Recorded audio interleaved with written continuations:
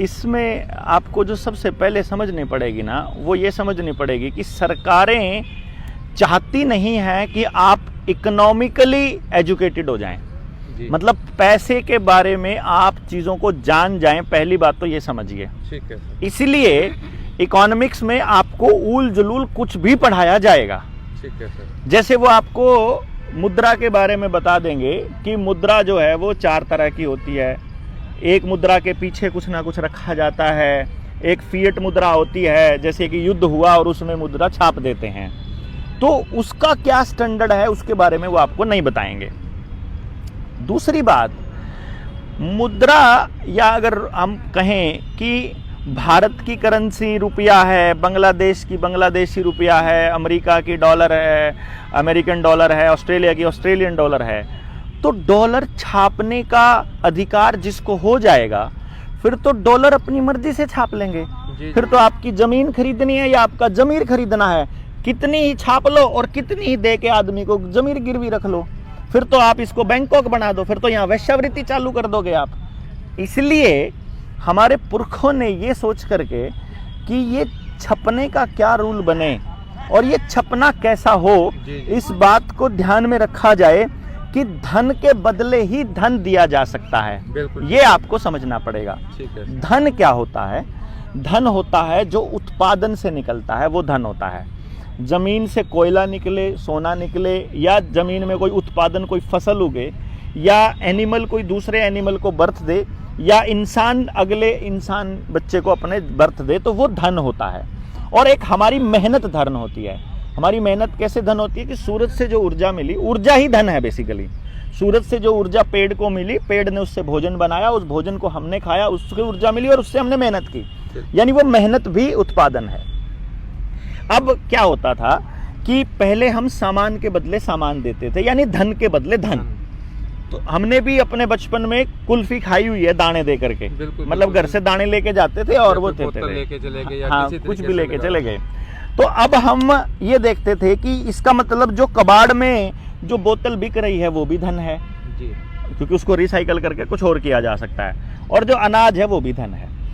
कुछ जगह पर लोगों को ये लगा कि यार ऐसे तो कुम्हार ने तो घड़ा बनाया, उसका तो महीने भर में बन गया मान लो, या 10 दिन में बन गया, या हफ्ते में बन गया, और किसान ने मेहनत करी 3 महीने, तो किसान की 3 महीने की मेहनत को कितने घड़ों की कीमत के बराबर रखा जाए, या कितनी नाई ने कितने बाल काटे उसकी मेहनत के बराबर रखा जाए, या मोची ने कितने जूते बनाए उसकी मेहनत को कैसे जांचे।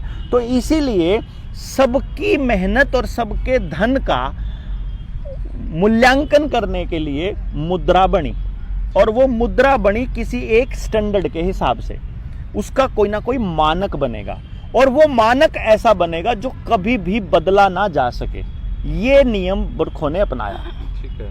अलग अलग धातुएं ली, उसमें देखा कि लोहा अगर लेते हैं वो थोड़े दिनों के बाद जंग लग के गिर जाता है, अगर वो तांबा लेते हैं तो वो खराब जल्दी हो जाता है, चांदी भी खराब हो जाती है। लेकिन सोना एक ऐसी धातु उनको मिली हमारे पुरखों को, जो जमीन से, मान लो आप जमीन में गाड़ देते हो 1 किलो सोना, 1000 साल बाद भी अगर वो निकलेगा तो उतना ही निकलेगा। मतलब वहां देखा कि ये धातु ऐसी है जिसको ना जंग लगता, ना ये अपने आप झड़ती, ना ये खराब होती, ना इसकी वैल्यू घटती, ना इसका वजन घटता, तो सोना यूं का यूं रहता है। तो उन्होंने सोने को स्टैंडर्ड के तौर पे इस्तेमाल करना शुरू कर दिया, और सोने को रख दिया स्टैंडर्ड में। तो उस टाइम पर 10 रुपए की कीमत रखी एक मोहर। मोहर जो होती थी वो 11.664 ग्राम सोने की होती थी, यानी 1 तोला सोना 10 रुपए के बराबर। और जो रुपया था वो भी चांदी का दिया उन्होंने। उस टाइम पर चांदी के रुपये ही चलते थे, उस टाइम ये कागज का वगैरह का चलन नहीं था। और ये एक स्टैंडर्ड बन गया, और चांदी और सोने की जो कीमत का अनुपात था वो भी 10:1 ही था, 10:1, यानी कि 10 चांदी का वजन, 10 किलो चांदी 1 किलो सोने के बराबर उसका रेट होगा। वही रेट था, वही मुद्रा थी, वही स्टैंडर्ड था, वही चलन में चालू हो गया। यही चलता आ रहा था सदियों से, ना इसको कोई बदल पाया, ना कोई बदल सकता था, क्योंकि स्टैंडर्ड को कभी भी नहीं बदला जा सकता।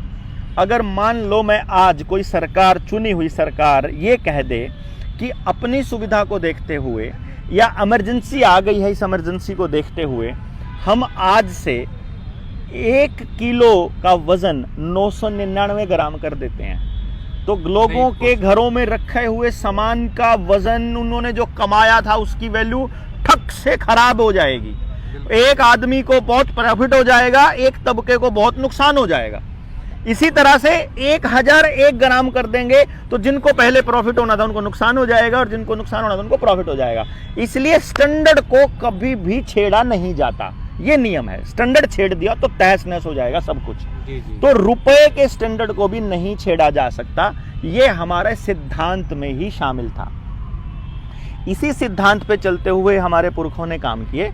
लेकिन 15वीं शताब्दी में जब शेरशाह सूरी आया तो शेरशाह सूरी ने इस सिद्धांत को लिखित रूप दे दिया।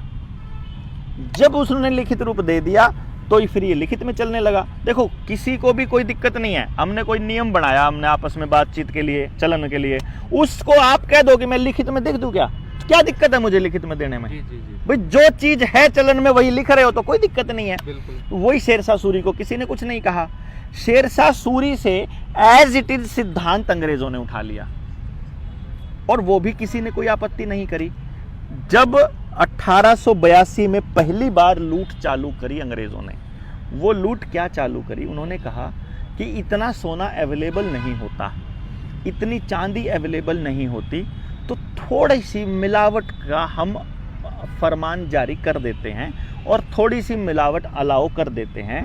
तो 1882 में एक कानून बना जिसको पेपर करेंसी एक्ट 1882 बोलते हैं। उन्होंने 10 रुपए की एक मोहर की बजाय 15 रुपए की एक मोहर कर दी।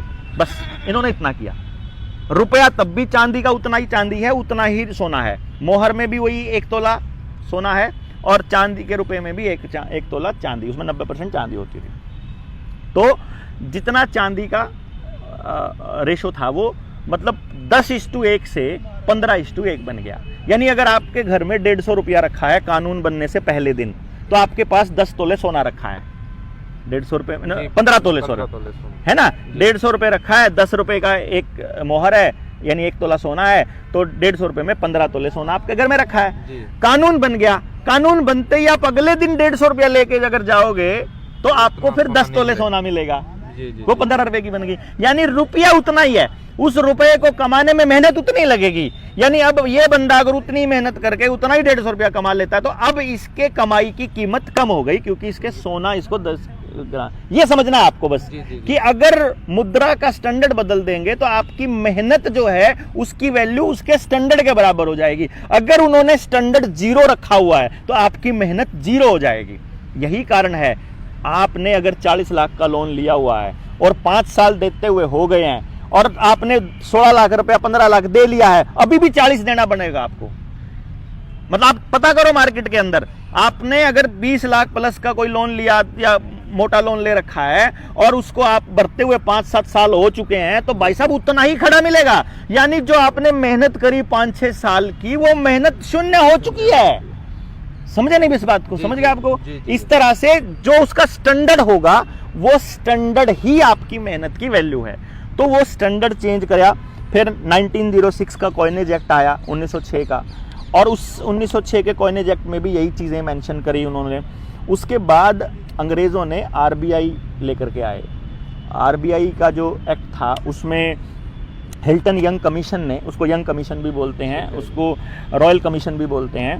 हिल्टन यंग कमीशन ने बड़ा साफ साफ मेंशन किया उसके अंदर कि हम देश की तरक्की के लिए और उसकी खुशहाली के लिए ये सब कर रहे हैं। और उस टाइम देश जो है वो भारत नहीं था, ये तो डोमिनियन स्टेट था, उस टाइम देश ब्रिटेन था।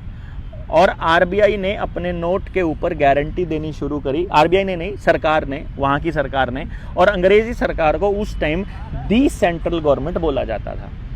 और संविधान में इसीलिए बाद में जब संविधान बना तो उसमें भी केंद्र सरकार को, यानी जो यूनियन जो गवर्नमेंट है, उसको लिखा उन्होंने यूनियन नॉट सेंट्रल। सेंट्रल का मतलब तो वही मानी जाएगी, और यूनियन नॉट सेंट्रल लिखा। तो अब हमारी जो भारत सरकार है उसका नाम है या तो यूनियन ऑफ इंडिया, या उसका नाम है रिपब्लिक ऑफ इंडिया, या उसका नाम है गवर्नमेंट ऑफ इंडिया। उसके लिए आपको देखना होगा तो 1 रुपए का नोट देखो आप, 1 रुपए के नोट के ऊपर लिखा होता है भारत सरकार या फिर गवर्नमेंट ऑफ इंडिया, अंग्रेजी में गवर्नमेंट ऑफ इंडिया। वहीं 1 रुपए के अलावा किसी भी नोट पर लिखा होता है the central government, guaranteed by the central government और भारतीय रिजर्व बैंक। तो ये रिजर्व बैंक से जब दस्तावेज लेकर के आए हम लोग, तो वहाँ फिर जब स्टडी करते करते, रिसर्च करते करते, जिन्होंने भी इसके ऊपर रिसर्च किया हमारी टीम में से, अभी हम उनको डिस्क्लोज नहीं करते हैं,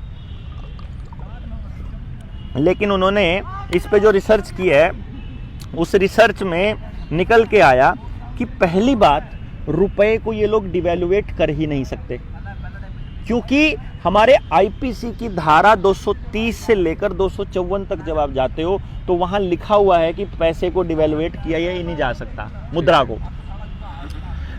दूसरी बात, फिर वहीं आईपीसी की सेक्शन 489 ABCDE में लिखा हुआ है कि अगर आपने कर दिया तो वो डिवैल्यूएटेड मनी में अगर आप डील कर रहे हो, अगर आपके वैल्यू के, अगर आपके रुपए के पीछे उतना ही सोना नहीं है जो कि आरबीआई ने मेंशन किया हुआ है, तो आप आजीवन कारावास तक की सजा भुगतने के अधिकारी हो जाएंगे। तो ये बातें निकल के आई, तो तब हमने देखा कि फिर हमारे जो रुपया है, हमारे पास जो रुपया पड़ा है जेब में, इस रुपये के पीछे भी सोना पड़ा होगा फिर तो हमारा, तो हमने होना तो चाहिए। और ये हमने हमारे पुरखों से सुना भी है कि भाई जितना सोना सरकार के पास होता है ना उतना ही छाप सकते हैं बैंक। और ये कितना सोना होता है, फिर ये आंकड़ा ढूंढने के लिए जब निकले तो फिर पेपर करेंसी एक्ट और कॉइनेज एक्ट हमको मिलता है, और वहां हमको पता चलता है कि असल में हमारे रुपए का जो मानक है, जिसको कभी नहीं बदला जा सकता सिद्धांतिक तौर पर, वो मानक है 15 रुपए में 1 तोला सोना। वो जो मैंने आपको बताया था, 15 रुपए में 1 तोला सोना, मतलब अगर आप 11.66 ग्राम को 15 से भाग दोगे तो 777 मिलीग्राम सोना मिलेगा। तो ये 777 मिलीग्राम सोना है, यही सोना हमारा स्टैंडर्ड है। और इसी स्टैंडर्ड के हिसाब से हमने सरकार से पूछ लिया कि आपके पास हमारा कितना पैसा रखा है और कितना सोना रखा है। क्या हम अगर बैंक में जाकर अपना नोट पकड़ा दें और हम उनको कहें कि हमें इसका रुपया दे दो, क्योंकि ये रुपया नहीं है, ये बात आपको समझनी पड़ेगी, ये नोट है। अगर आप डॉलर के ऊपर देखोगे तो डॉलर में तो बिल्कुल स्पष्ट लिखा हुआ है कि ये लीगल टेंडर है $1 का, और कागज वाला जो डॉलर है मैं उसकी बात बता रहा हूं, उस पर लिखा होता है कि ये लीगल टेंडर है और ये किसी भी डेब्ट या किसी लेन देन में इस्तेमाल होगा तो एज ए लीगल टेंडर होगा, ये डॉलर नहीं है, ये डॉलर का लीगल टेंडर है। इसी तरह से अगर आपने नोटबंदी के टाइम पर मोतीलाल की बात सुनी हो, प्रधानमंत्री मोदी की बात सुनी हो, तो उसमें उसने बोला था, एक बार याद हो तो, कि अब रात 12 बजे के बाद 500 और 1000 के नोट लीगल टेंडर नहीं रहेंगे, यानी वो भी लीगल टेंडर ही है असल में, यानी वो रोट नहीं है। 500 रुपए का नोट 500 रुपया नहीं है, वो 500 रुपए का लीगल टेंडर है, और वो लीगल टेंडर है और इसके बदले में आरबीआई उसके 500 रुपए देने के लिए बाध्य है। ये आरबीआई एक्ट की धारा 26 में लिखा हुआ है। इसका मतलब अगर आप अपना 500 रुपए का नोट लेकर के बैंक में जाते हो तो उस 500 रुपए के बदले में 500 रुपए के बराबर का स्टैंडर्ड आपको मिलना चाहिए, ये नियम है। अब यहां आते हैं 2 सवाल जो हम बैंक वालों से पूछते हैं कि हमारे वाले पैसे के पीछे भी स्टैंडर्ड रखा है कि नहीं रखा है। अगर नहीं रखा है तो नकली नोट है, अगर रखा है तो असली नोट है, क्योंकि अपने देश में जो सोना है वो है 800 टन के करीब, जो आरबीआई के पास सोना, जो आरटीआई में उन्होंने हमको बताया, और जो आरबीआई की वेबसाइट के ऊपर लायबिलिटीज और एसेट में भी लिखा हुआ है, लगभग 796 टन के करीब बनता है। उसमें से 400 टन के करीब बैंक ऑफ इंग्लैंड में बता रहे हैं लिखा हुआ है, 200 टन यहाँ रखा है, 100 टन, मतलब ऐसा करके टोटल 800 टन बोल दिया। अब 800 टन सोने की जो कीमत बनती है इन नोट में, ये बनती है लगभग 4.8 लाख करोड़, जबकि इस देश में करेंसी के जो नोट छपे हुए हैं वो है टोटल 34 लाख करोड़। उससे तो 10 गुना, 9 गुना, 10 गुना कह लें ज्यादा है ना। तो इसका मतलब ये हुआ कि इस देश में लगभग 29.2 लाख करोड़ रुपए के करेंसी नोट अवैध हैं। अब हम ये कहते हैं कि अगर उस नोट में हम डील करते हैं, मैं आपको कानूनन एक बात बताता हूं, ये सारे नोट अवैध हैं। अगर मुझे ये पता चल जाए तो मुझे जेल होनी तय है। जी बिल्कुल। लेकिन मैं कह दूं कि मेरे नोट के पीछे सोना रखा हुआ है, मेरे वाला नोट नकली नहीं है, आपके वाला नोट नकली है, मेरे वाले का तो सोना रख, क्योंकि सरकार के पास जितना सोना रखा, मैं जाऊंगा तो मुझे तो मिल जाएगा ना, जो सबसे पहले जाएगा उसको तो मिलेगा। बिल्कुल, बिल्कुल। जितना रखा उतना तो देंगे, जितने खत्म हो जाएंगे वो तब नहीं दे सकता आरबीआई। तो मेरे वाला नोट जो है वो असली है, आपके वाला नकली है। अब हम बैंक वालों से ये पूछ रहे हैं जी, आपके वाला जो नोट जो आप हमको कह रहे हो कि आपने हमको लोन दिया है, वो नकली वाले नोट दिए कि असली वाले दिए? ये तो बताना। देखो आपने, जब मैंने आपको दस्तावेज दिए अपने मकान के, लोन करवाना मैंने आपसे, आप बैंक को, तो मैं आपके पास आऊंगा अपने बैंक के कागज लेके, तो बैंक एक आदमी की ड्यूटी लगाएगा और कहेगा देख के आ मकान असली में है कि नहीं। वो आपका मकान चेक करने आता है भाई साहब। वो आपने बोला मैं नौकरी करता हूं और मेरी इतनी तनख्वाह है, तो बोलेगा स्टेटमेंट दे निकाल के। फिर आपने स्टेटमेंट दे दोगे ना, ना अपने अफसर से ना साइन करवा के ला, जो आपका डीडीओ है, जो आपका डिस्बर्सिंग अफसर है ना, जो आपकी तनख्वाह निकालता है, वो साइन करेगा, तब आपकी बात मानेगा बैंक। आपका मकान चेक करेगा, आपकी दुकान चेक करेगा, आपके खेत की फर्द है तो खेत चेक करके आएगा और देखेगा कि वाकई में कागजों के हिसाब से एग्जिस्ट करता है, और तब जाके वो आपको लोन देता है। यही बनती है बात। इसी तरह से हम आपसे ये पूछ रहे हैं कि जो आपने हमको लोन डिस्पर्स किया है, ये असली वाले नोट किए हैं कि नकली नोट किए हैं? आप लिख करके सिर्फ इतना दे दो ये असली वाले हैं। भाई इतना तो बैंक को ये लिखने में क्या तकलीफ है कि ये लीगल मनी है? नहीं, जो बैंक ने नोट दिए हैं वो जिस भी बंदे ने जिस भी काम के लिए लिए हैं, क्या वो उससे वो काम उसका सार्थक हो पा रहा है या नहीं हो पा रहा? हाँ, यहाँ पंगा है, सार्थक हो पा रहे कि नहीं हो पा रहा। अब चक्कर ये है कि मैं बैंक में चला गया 1 रुपया चांदी का लेके, 1844 वाला, और फिर मैं लेके चला गया 1944 वाला, एक 1892 का था, एक 1944 का था, और एक कागज का रुपया और एक सिक्का 1 रुपया का, वो जो लोहे वाला आता है, स्टील वाला। हम ये चारों रुपए ले जाके हमने बैंक में दे दिए। ये एचडीएफसी बैंक की बात है, it's a reality, it's not कि मैंने हाइपोथेटिकल बना लिया। और मैंने बैंक वालों को ये बोला जी ये जमा कराना है, ये जमा कर लो, और बोलो इसमें, बोला जी ये तो 1 रुपया भारत, 1 रुपया भारत, 1 रुपया 1 रुपया, 4 रुपए में जमा होंगे। हमने कहा ये चांदी का है भाई। बोला जी रुपया ही तो है, 1 ही रुपया है। फिर हमने पूछ लिया उससे जो जमा कर रहा था, हमने तो सिर्फ उससे पता करना था। मैं कहा एक बात बता, इसका मतलब ये चांदी वाले की वैल्यू और जो कागज वाले की वैल्यू है बराबर है? बोला हाँ, क्योंकि स्टैंडर्ड तो एक ही है ना, चांदी वाले का स्टैंडर्ड भी सोना है और कागज वाले का स्टैंडर्ड भी सोना है। इसका मतलब वो दोनों रुपए हैं। रुपए का इस बात से फर्क नहीं पड़ता कि वो चांदी का है कागज का, रुपए का फर्क पड़ता है स्टैंडर्ड क्या है। जैसे बट्टा है, मान लो 1 किलो का, 1 किलो का बट्टा सोने का ले लो, 1 किलो का बट्टा पत्थर का ले लो, 1 किलो का बट्टा कागज का ले लो, 1 किलो रुई ले लो, 1 किलो अनाज ले लो। हमने के मतलब 1 किलो होना चाहिए ना, बिल्कुल बिल्कुल 1000 ग्राम होना चाहिए। किलो इस बात से निर्भर नहीं करता कि वो लोहे का है कि सोने का। इसी तरह से रुपया इस बात पर निर्भर नहीं करता कि वो कागज है या चांदी है या लोहा है या डिजिट है।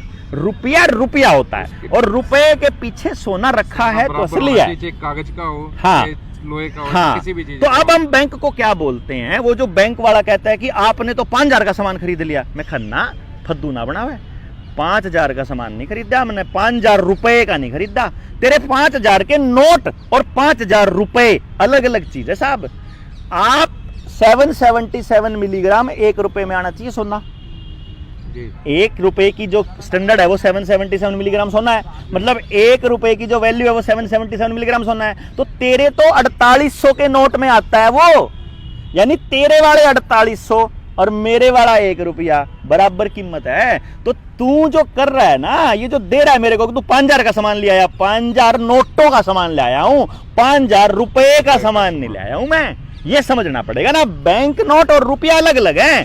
आपका 1 रुपया भारत सरकार छापती है, वो करेंसी नोट होता है, और जो नोट है बाकी के वो पेपर करेंसी नोट है, वो बैंक के नोट है, वो भारत सरकार के नहीं है मेरे दोस्तों, वो रिजर्व बैंक ऑफ इंडिया के हैं। और रिजर्व बैंक ऑफ इंडिया भागने वाला है, इसीलिए उसने देश में कहीं पर भी अपनी प्रॉपर्टी नहीं बना रखी। वो आपको लोन दे रहा 500 करोड़ का, वो आपको लोन देगा 5 करोड़ का, 50 लाख का, अडानी को अंबानी को देगा 10,000 करोड़ का। अपने लिए एक मकान बनाने में उसको क्या तकलीफ होती है भाई साहब? कमाल की बात है। सारे बैंक प्राइवेट प्रॉपर्टियों पे बैठे हुए हैं, क्योंकि उनको पता है कि जिस दिन देश की जनता को पता चल गया उस दिन ये तुम्हारे को जूते मारेंगे। और इसीलिए अंबानी अडानी का 10,000 करोड़ कैसे माफ होता है? अभी अभी सुभाष चंद्रा का 50,000 करोड़ माफ हो गया। कैसे हुआ? क्योंकि सुभाष चंद्रा की जबान में वैल्यू है। सुभाष चंद्रा एक बार मोदी को ये कहना है, बात सुन, ये 50,000 करोड़ माफ करे या देश की जनता ने तेरा रुपया छापने का खेल समझा दूं कि तुमने जो 2016 में नोटबंदी करी थी उस टाइम आरबीआई के पास 16 लाख करोड़ था, इन्होंने 18 लाख करोड़ एक्स्ट्रा छाप के 34 लाख करोड़ बना दिया। 18 लाख करोड़ रुपए में क्या लिया पता है? आपकी ज़मीनें ली हर जिले में, और वहाँ हाईटेक दफ्तर बनाए अपने बीजेपी के, हर जिले में दफ्तर बना दिए भाई साहब इन्होंने। पूरे देश के अंदर इतना पैसा, एक दफ्तर की कीमत के हिसाब से जितने जिले बनते हैं पूरे भारत में, कैलकुलेट करके देखो कितना पैसा बनता है। इतने नोट छाप दिए 2-2 हज़ार के, वो नोट मार्केट में चला दिए और फिर मार्केट से गायब कर दिए, क्योंकि पता है कि 2,000 का नोट लेके देश का आदमी पहुंच गया तो 2,000 रुपये में 1.5 किलो सोना बनता है, 1554 ग्राम। और इसी बात का पता है उनको, इसीलिए वो क्या कर रहे हैं, रुपए को गायब कर रहे हैं धीरे धीरे मार्केट से, और ई रुपया लेके आ रहे हैं, डिजिटल मनी। रुपए का नाम, जब तक रुपया है तब तक आपका 777 मिलीग्राम सोना ले सकते हो। जिस दिन इसका नाम ई रुपया बन गया उस दिन कोई सोना नहीं इसके पीछे मिलने का। इसलिए हम बैंक वालों से पूछते हैं कि जो नोट आपने हमको दिए थे वो लीगल हैं, बस इतना लिख के दे दो, हम आपके सारे पैसे देंगे। और अगर आप लीगल कहते हो तो मेरा लीगल 1 रुपए की वैल्यू 777 मिलीग्राम सोना है, इस हिसाब से तुम्हारा 5 लाख का लोन मेरे 106 रुपए की कीमत के बराबर बनता है, तुम्हारा 50 लाख का लोन मेरे 1100 रुपए की कीमत के बराबर बनता है, लगभग 1,000 था। तो मेरे से, तो मैंने तो तुमको इतनी किस्त दे रखी है, तो उल्टा मैंने लेना बनता है तुमसे, मेरे को लीगल मनी में वापस चाहिए तुम्हारा।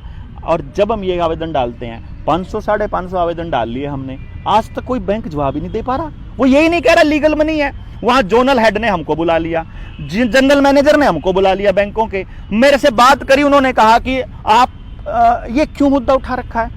मैंने कहा जी मैं तो सवाल पूछ रहा हूं, जब लोन दिया तो आपने पूरा अपना पेटा भरा, आप हमारा भर दो पेटा।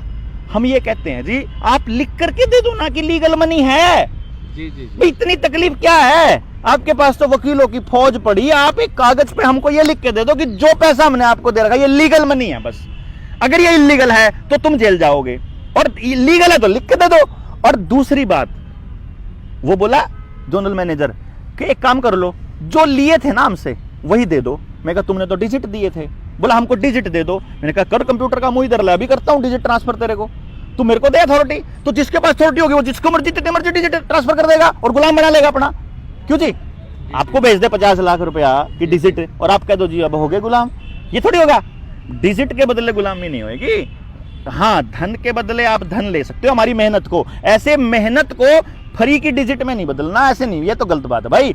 और फिर वो कहता है ना जी ना, आप ये कह रहे हो ना कि ये जो बैंक के नोट हैं ये नकली हैं, आप एक काम करो, आपसे हमने जो दे रखे ना वही दे दो। मैंने कहा कुछ नहीं करना मैनेजर साहब, बस यही चीज लिख करके दे दो कि आप हमको ये वाले नोट दे दो, क्योंकि अगर ये नोट लीगल है कि इलीगल है ये तो आप ही को बताना पड़ेगा ना। इलीगल है तो तुम्हें जेल होएगी और लीगल है तो इसमें इतने बराबर का सोना मिलना चाहिए। लॉजिकल सवाल है, इसमें इलीगल क्या है, इसमें इलॉजिकल क्या है, इसमें खाम खाई की हवाई बात क्या है, मेरे को तो समझ में नहीं आती। जिस आदमी के पास मान लो 100 रुपए का नोट है, हाँ, तो वो बैंक में जाए रिक्वेस्ट करे कि मेरे को जो 100 रुपए की वैल्यू का सोना चाहिए, हाँ, तो क्या वो 8.5 ग्राम सोना मिलेगा? आवेदन कर सकता है? मेरे पास उसका प्रारूप है उस आवेदन का, जिसको भी भाई को चाहिए 95 18 17 0000 पे बता दो, आप अपना नंबर बता दो, आपको फ़ोन करके मैसेज करके मांग ले, मैं आपको आवेदन दे दूंगा उसकी PDF। वो आवेदन लगाओ, बल्कि आप फिर 100 का ही क्यों लगाओ, आप 2000 तो लाओ, कम से कम 1.5 किलो सोने का तो लगाओ। 2000 का हो सकता है, 20,000 का भी हो सकता है, 2 लाख का भी हो सकता है, लेकिन एक रास्ता तो खुलता है ना। एक मुहिम चला रहे हैं हम, जनता सरकार मोर्चा।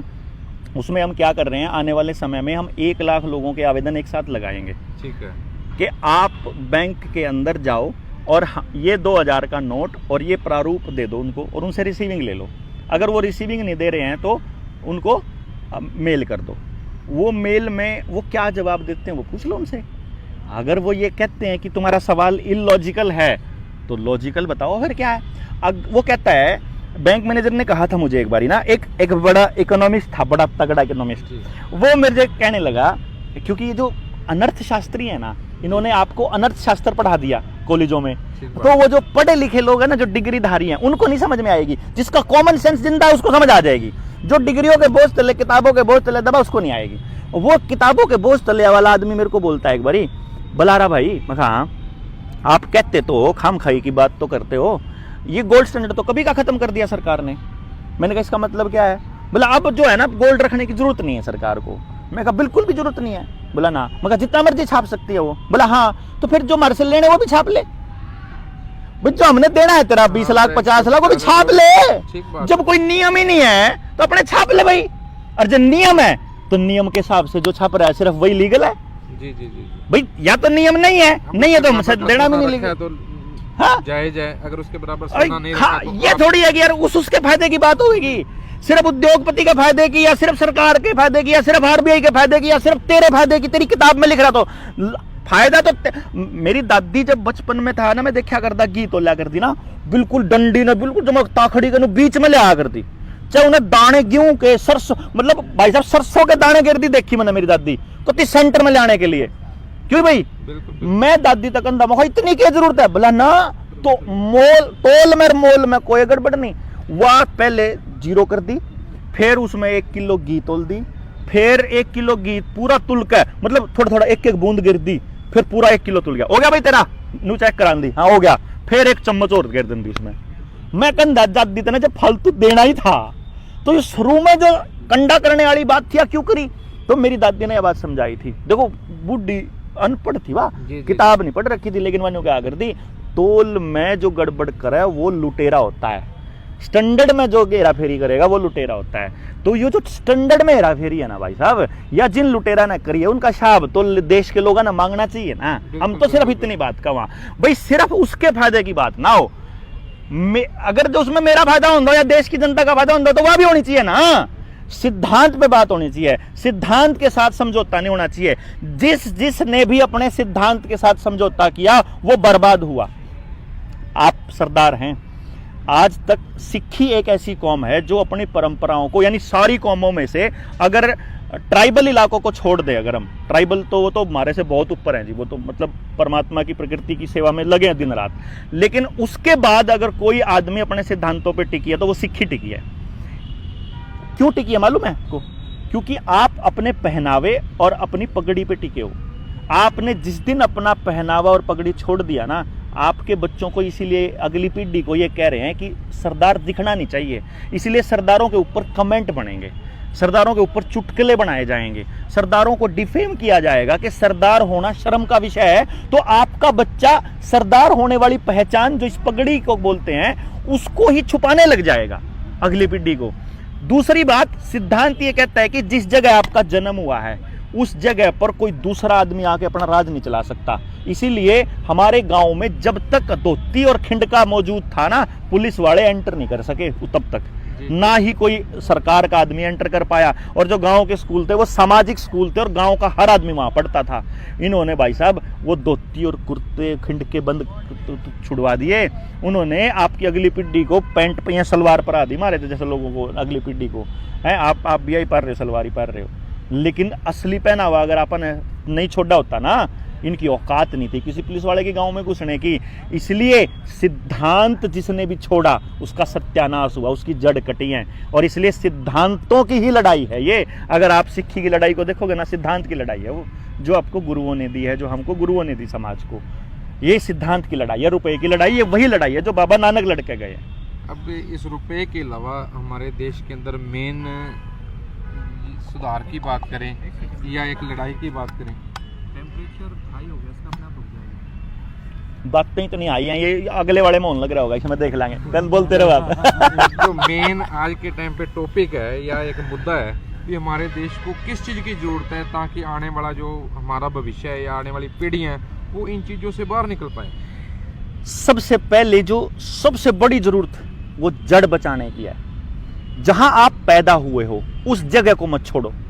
ये आपको विस्थापित करने के लिए आपको लालच देंगे आपको डर दिखाएंगे, आपकी ज़मीनें एक्वायर कराएंगे, आपके गांव के आसपास डंप यार्ड बनाएंगे, बड़ी फैक्ट्री बनाएंगे, बदबू आएगी, वहाँ पर गंदगी फैलेगी, वहाँ पर बुरा हाल होगा, वहाँ बाहर के आदमी आके बसेंगे और आपको कहेंगे कि ले 50 लाख रुपए ले, तू 50 लाख डिजिट ले, 50 लाख कागज के टुकड़े ले, तू निकल यहाँ से, एक्वायर करा के कितने और ले ले, कहीं और ले ले। जब आप अपनी जड़ को छोड़ के कहीं और जाते हो ना, आपका ध्यान है आप छोटे होंगे जब पेड़ लगाया करते तो पेड़े में आप पेड़े जड़ नहीं दिखनी चाहिए भाई, जड़ नहीं दिखनी चाहिए, जड़ दिख गई तो खत्म तो गया।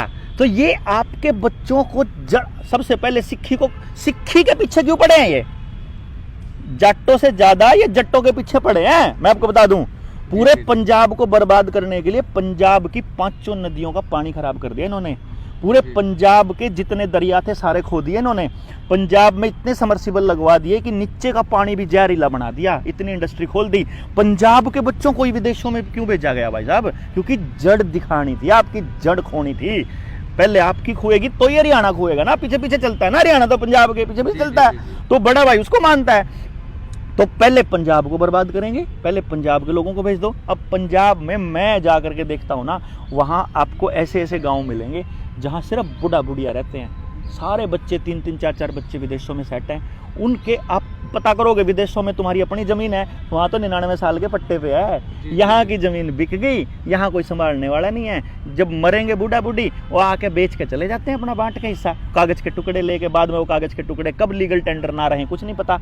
इसलिए मेरे दोस्तों, अगर आपको सच्ची में अगर कुछ करने की ज़रूरत है, जो हमारा जनता सरकार मोर्चा संदेश देता है वो ये है कि जल, जंगल, जमीन और जानवर, ये 4 चीज़ों पे फैसले गांव लेना शुरू करे, इसमें सरकार की एंट्री बंद कर दे। दूसरा, शिक्षा, स्वास्थ्य, न्याय, राजनीति और खेती, इन 5 चीज़ों में से पूंजीवाद को निकाल के फेंक दो और गांव में पैसे की बजाय भाईचारा और जबान पे चलो। जबान जब तक आपकी कायम रहेगी, जबान आपने दे दी, मतलब प्राण जाए पर वचन ना जाए वाले नियत पे अगर आप आ गए तो आप अपने समाज को बचा लोगे, वरना आप सब की जड़ें खुदने वाली हैं, आप सब की ऐसी तैसी होने वाली है, आप सब विस्थापित होने वाले हो। केएमपी के आसपास 2.5 लाख एकड़ ज़मीन को एक्वायर कर चुके हैं, ग्लोबल विलेज बनाने की तैयारी चल रही है। आपके हर छोटे कस्बे के बाहर दीनदयाल उपाध्याय आवास योजना के नाम पर बड़े बड़े कबूतर खाने बन रहे हैं, कई मंजिला, वहाँ किसानों को लाभ दिखाया जा रहा है कि यहाँ से इतना फ़ायदा होगा। वो गाँव उजड़ के कितने बड़े एक ग्रुप हाउसिंग सोसाइटी में आ जाएगा एक पूरा गांव, ये इनको मालूम है, कितने मंजिल जवान चाहिए उतने मंजिल बना देंगे। ये गांव जब विस्थापित होकर, क्योंकि आपके गांव में शिक्षा नहीं है, आपके गांव में बदबू आती है, आपके गांव में रोजगार नहीं है, आपके गांव में इलाज का कोई साधन नहीं है, आपके गांव में खाने पीने का कोई साधन नहीं है, ज़मीन सब की जो है ये एक्वायर कर लेंगे या फिर ये कर्जे में डाल देंगे। और जो आपकी सामूहिक ज़मीन है, अस्पताल की, जोड़ की, शामलात की, जंगल की और आपकी चौपाल की और जो मंदिरों की, ये सारी ज़मीन सरकार अपने नाम रजिस्ट्री पहले ही कर चुकी है, पंजाब में भी कर ली, महाराष्ट्र में भी, हरियाणा में भी कर चुकी है। तो इकली इकली जमीन जो है उस वो कर्जे पे पड़ी है, बैंकों में पड़ी है, और सामूहिक जो है सरकार ने नाम कर ली।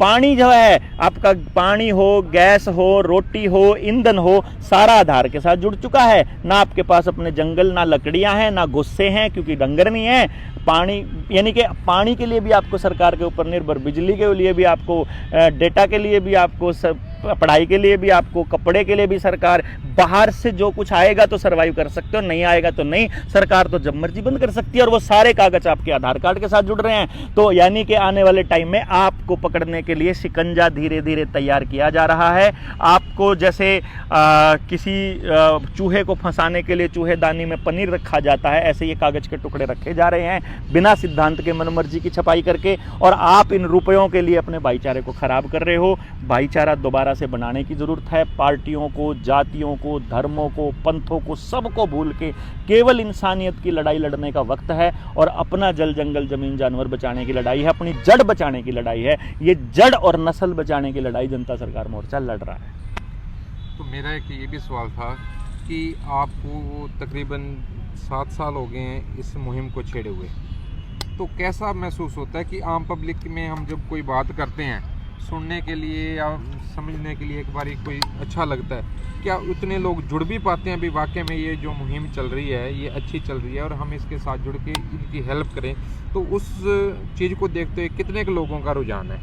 देखिए, हेल्प करने की जहाँ तक बात आती है ना, आज के टाइम पे भाई जी हर आदमी की हालत ऐसी हो गई है, उसके घर में 2-4 लोग बीमार पड़े हैं, कमाई का धंधे का कोई साधन नहीं बचा है, घर में क्लेश बहुत ज़्यादा है, इस टीवी ने पूरा कल्चर बर्बाद कर दिया है, और तरह तरह की तमाम बंदिशें सरकार की ऐसी हैं कि आदमी अपने ही जीवन में उलझा हुआ है। मैं जहाँ जहाँ गया वहाँ के लोगों ने बात को समझा, लोग समझ रहे हैं, जिनसे हमारी बात हुई है, जिन्होंने हमारी बात पूरी सुन ली। मान लो आपका ये चैनल कोई पूरा सुन ले तो उसको समझ में आ जाएगा, मतलब अगर वो उसका कॉमन सेंस बचा हुआ है। अगर उसको ये लगता है मैं किसी पार्टी विशेष का साथ दे रहा हूँ या विरोध कर रहा हूँ, तो भाई देखो वो है तो उसकी मानसिकता है। अदरवाइज मेरी बात समझ में आ रही है, लेकिन साथ खड़े होने के लिए जो हिम्मत चाहिए, साथ चलने के लिए जो साहस चाहिए, कि जैसे मैं अपने जीवन और अपनी सारी कमाई को छोड़ करके इस पे लगाऊं क्योंकि मुझे लगता है ये सबसे जरूरी है। अभी वो इसको जरूरी नहीं समझ रहे, अभी वो इसको समझते हैं ठीक है जैसे बाकी के लोग थे ये भी है। भाई देखो मैं तो ये मानता हूं कि जिस टाइम पे भगत सिंह और ने ये डिसाइड किया कि मेरे मरने से ज़्यादा आवाम जागृत होएगी, वैसे ही शायद हमारे जाने के बाद ज़्यादा समझ में आए। जैसे भाई राजीव दीक्षित की बात कर लेते हैं, राजीव दीक्षित को ज़्यादातर लोगों ने तब सुना जब वो मर चुके थे, वो मतलब तब फेमस हुए जब वो मर लिए। यानी कहने का मतलब ये हुआ कि शायद इस क्रांति के लिए किसी एक आदमी की बलि चढ़ने वाली हो, शायद इस तब समझ में आए लोगों को। बात ये है, सिंपल सी वंडा ये है कि लोगों को जहां जहां हम चले गए वहां समझ आ रहा है, इसलिए हम अपनी ही समझ के लोगों को तैयार कर रहे हैं। और दूसरी जो बात आपने पूछी थी कि